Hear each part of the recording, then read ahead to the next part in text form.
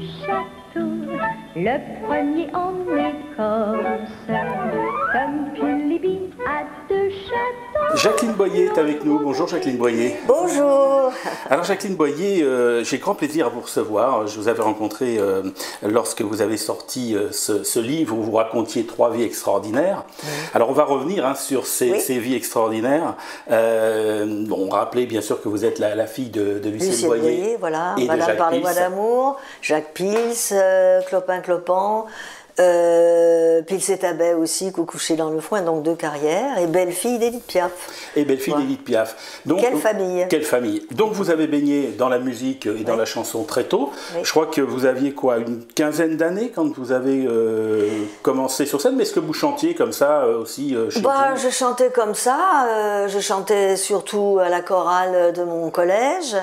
Et puis je chantais quand je m'accompagnais au piano parce que maman me faisait prendre des cours de piano et ça, je lui rends grâce parce que je sais lire une partition de musique et je sais dire quand un musicien se trompe de fausses notes, c'est pas celle-là mais l'autre.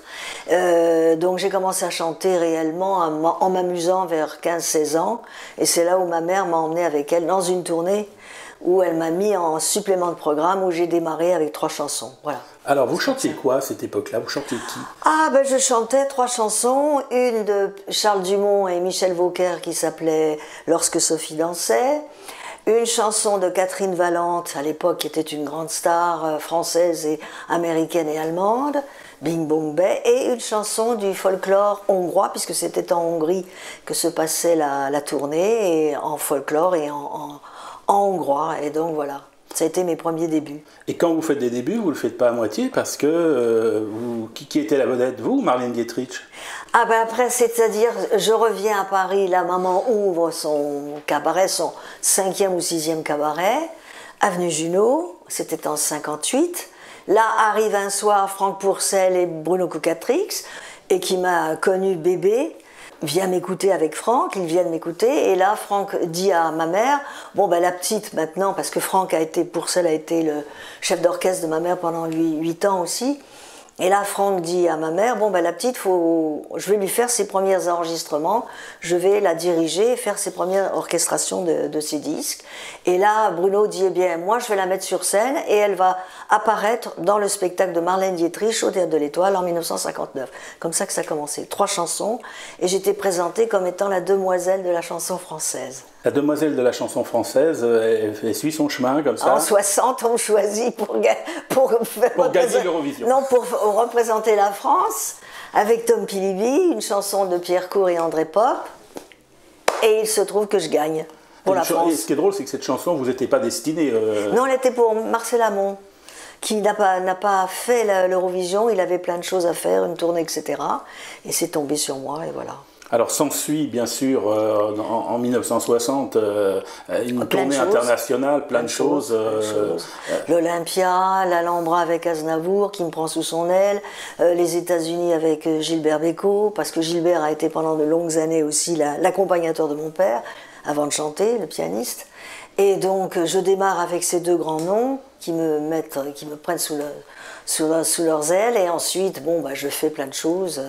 Alors comment on vit cela à l'époque? Parce qu'il n'y avait pas, comme aujourd'hui, les réseaux sociaux, il n'y avait pas tout ça, ça n'existait pas. Il n'y avait pas le téléphone portable. Oui. Alors comment on vit tout cela? Les voyages, c'est long, c'est fatigant. On vit, vous savez, les voyages, j'en avais l'habitude parce que j'étais dans les valises depuis l'âge de 18 mois avec mes parents. Donc les tournées, les voyages, je connaissais. Donc on vit ça très bien et très mal parce que c'est quand même un héritage un peu difficile à porter. Parce qu'on faisait toujours des comparaisons, Lucienne, Jacqueline, et ça fichait en rogne ma mère, qui disait, fichez-lui la paix, elle a sa personnalité. Et donc il a fallu que j'ai gagné l'Eurovision, mais après il a fallu que je me construise et que je me fasse un prénom. Alors voilà. Justement, parce que vous évoquez effectivement votre père, votre mère, votre papa aussi épousé Jacques Pils, épousé Édith Piaf. Oui. Ensuite, donc à l'ombre de plus que 2 grands chênes, j'allais dire.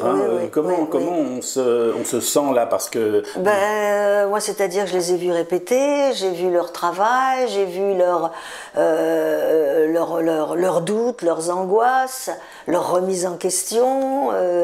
J'ai vu et j'ai connu les premiers auteurs-compositeurs qui sont devenus célèbres par la suite. J'ai vu arriver Francis Legge, j'ai vu arriver Moustaki, Charles Dumont, Michel Rive-Gauche, Marguerite Monod, enfin tous les grands, qui n'étaient pas encore des grands, mais qui le sont devenus après, qui m'ont connue gamine et qui ont travaillé avec moi après. Voilà. Et vous arrivez à frayer votre chemin, à faire votre petit parcours, enfin pas petit parcours. C'est-à-dire le petit parcours, il a été quand même assez grand, vu que l'Europe m'a ouvert les bras quand j'ai gagné l'Eurovision. Je suis partie, j'ai démarré un long parcours en Allemagne. L'Allemagne, oui, les Pays-Bas, l'Allemagne, les Pays-Bas, enfin toute l'Europe. Hein. Ensuite le Canada, le Japon, un peu les États-Unis, donc un joli parcours. Alors vous évoquiez effectivement ce parcours, et puis vous parliez de Beko, il y a eu Brel aussi, il y a eu Brassens, eux aussi étaient des débutants. C'est-à-dire que moi, Brel... Enfin, vous les avez vus presque débuter aussi. Ah oui, bien sûr. Ben, oui, dans les années cabarets, 60. dans les années 60. Dans les années 60, hein. Que ce soit Brassens.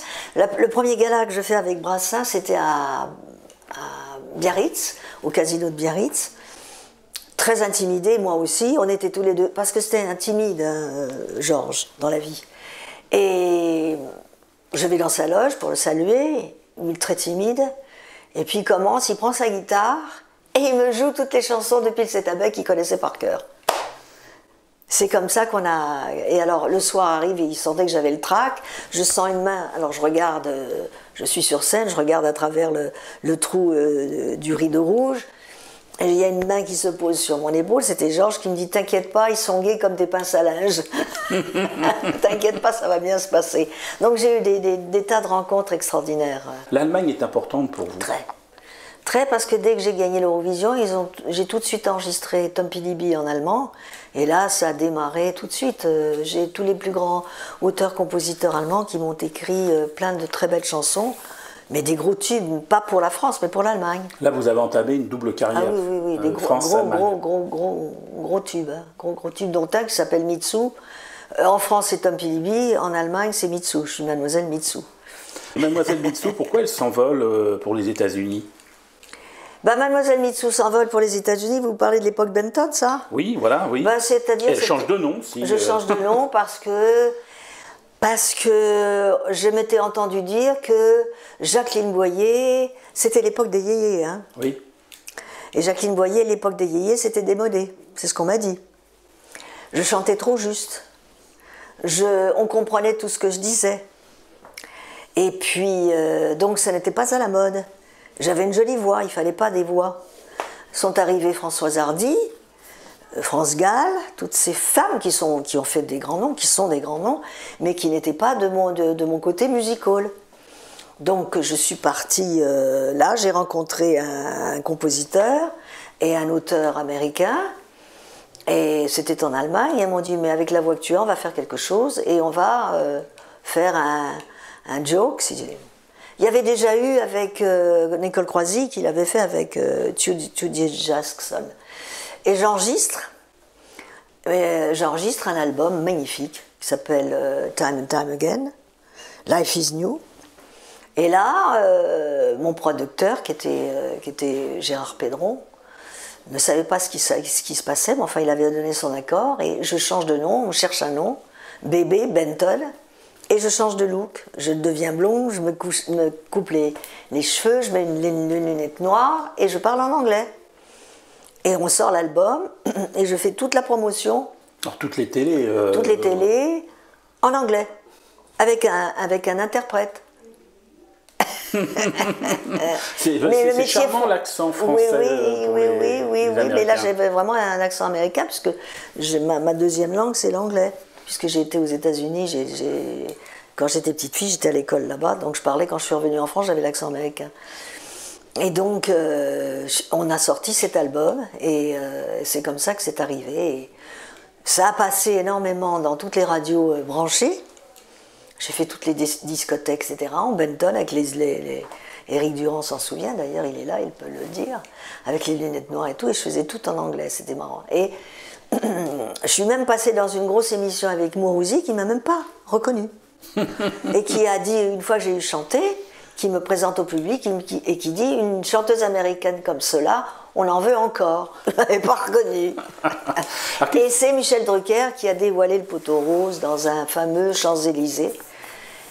Et il a dit, vous entendez souvent sur les FM Mademoiselle Benton, et bien Mademoiselle Benton, la voilà. Et Jacqueline Boyer, c'est comme ça que c'est sorti. Quel souvenir vous gardez de ce passage aux Ça m'a beaucoup amusé parce que je jouais un autre personnage.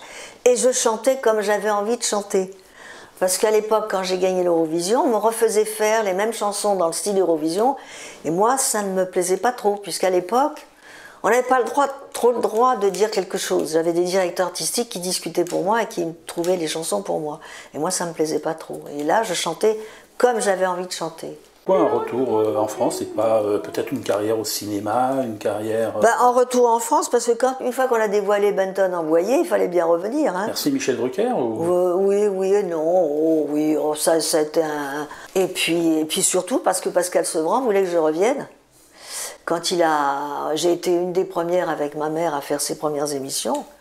Et il m'a même fait passer dans son émission en anglais. Lui qui n'aimait pas les chanteuses en anglais, il m'a fait passer en anglais. Il est le seul à avoir fait ça.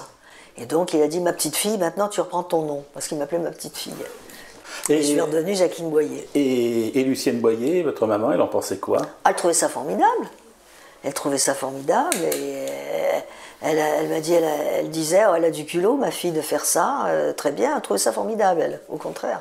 Maman était très en avance sur son époque. Hein. Alors quand vous revenez en France, vous repartez sur les scènes, notamment l'Olympia. Oui, plusieurs fois, avec Trenet. Avec Trenet. Ensuite avec Jerry Lewis. Oh là, l'Olympia, je l'ai fait 5 ou 6 fois. Hein. Et puis j'ai fait beaucoup avec Aznavour aussi. On est parti au Japon, on est parti au Canada, on est parti à Londres. On était que tous les deux. Hein. Je faisais la première partie et lui la deuxième partie. Et lorsque vous avez fait cette Olympia avec votre maman, c'est 50 ans de chansons. 50 ans de chansons. C'était formidable, ça. C'était magnifique.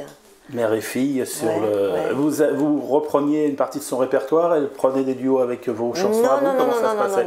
J'y étais pas, je suis désolé. Non, pas du tout. Elle avait fait son récital et elle m'avait demandé, Bruno m'avait demandé de chanter mes propres chansons. J'avais fait que 3 chansons, des chansons de Pascal Sevran d'ailleurs.